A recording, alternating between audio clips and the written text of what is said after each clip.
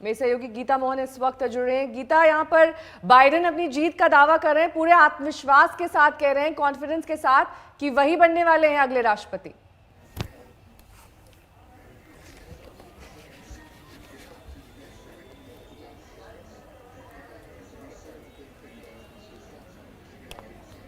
गीता, आप तक मेरी आवाज पहुंच रही है? जी हाँ गीता, आपसे थोड़ी देर पहले बाइडेन ने जीत का दावा कर दिया है, वहीं ट्रंप आज शाम या फिर ये कह रहे हैं कि आज रात तक एक बेहद अहम स्पीच देने वाले हैं। क्या कंटेंट हो सकता है स्पीच का? ये बहुत ही इम्पॉर्टेंट स्टेटमेंट था जो बाइडेन आके उन्होंने स्टेटमेंट दिया है, वो पोजीशनिंग था।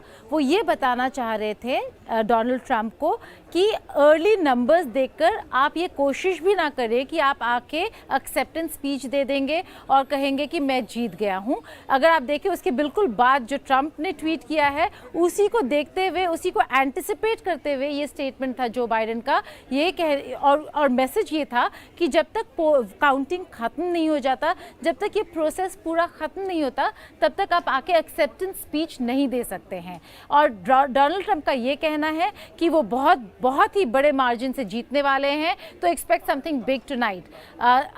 अब हमें ये नहीं पता कि नंबर्स क्या दिखा रहे हैं, क्योंकि अभी भी ट्रेंड्स ही हैं। कई स्टेट्स, कई सारे जो स्विंग स्टेट्स हैं, जो बहुत ही क्रिटिकल स्विंग स्टेट्स हैं, वहाँ पर ये सही है कि ट्रंप आगे हैं, लीड में हैं, लेकिन उन स्टेट्स को कॉल नहीं किया गया है। जो स्विंग स्टेट्स हैं उनमें से एक ही स्टेट है ऐसा जिसको बड़े कॉन्फिडेंटली कॉल कर सकते हैं, वो है फ्लोरिडा।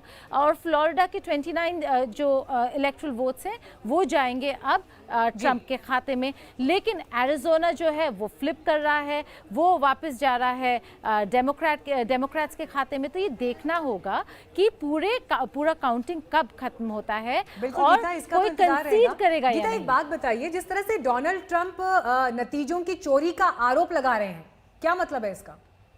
ये नई बात नहीं है। ये जब से प्रोसेस शुरू हुआ, जब से मेल इन बैलेट्स की बात हुई और मेल इन बैलेट्स एक इनके इलेक्ट्रल सिस्टम का हिस्सा बन गया इतने बड़े तरीके से कोविड-19 के चलते, कि बहुत लोगों ने मेल इन बैलेट्स का इस्तेमाल किया है, अर्ली वोटिंग का इस्तेमाल किया है। तब से वो ये कह रहे हैं कि इसमें बहुत घपला होने वाला है, बहुत चीटिंग होने वाली है।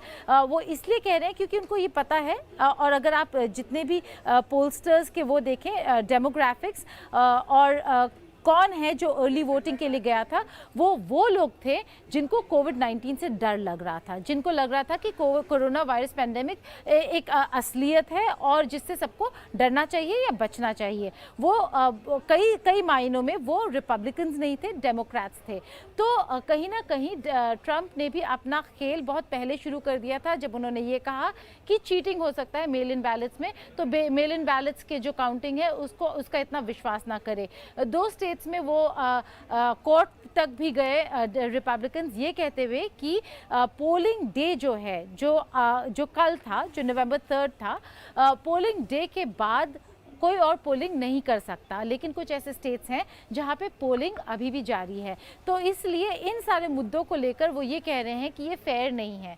और अब ज़्यादा बढ़ चढ़कर इसलिए बोल रहे हैं क्योंकि उन्हें दिख रहा है कि अर्ली ट्रेंड्स में वो आगे हैं। तो अगर मेल इन बैलेट्स को काउंट इन करने लगेंगे इन स्टेट्स में, तो जो बाइडेन की तरफ भी ये स्टेट्स जा सकते हैं। इसीलिए उन्होंने पहले से भूमिका बांध दी है कि चीटिंग होने की गीता, नजर बनाए रखिए क्योंकि बेहद अहम राष्ट्रपति के चुनाव। और मीनाक्षी, देखिए बेहद दिलचस्प कि जो सिस्टम काफी ट्रांसपेरेंट और पारदर्शी माना जाता है, उसी पर अब इल्जाम लग रहे हैं। और ये कुछ ना कुछ स्थिति भारत जैसी है, जब कोई भी पार्टी जीतने लगती है या फिर हारने लगती है तो वहां की बैलेट सिस्टम पर इल्जाम लगा दिया जाता है। बहरहाल शुरुआती जो ट्रेंड्स हैं, जो नतीजे हैं, उसमें बाइडेन आगे दिख रहे हैं, लेकिन ट्रंप बाजी पलट सकते हैं। नतीजों से पहले ही ट्रंप ने वक्त खत्म होने के बाद भी मतदान का आरोप लगाया है।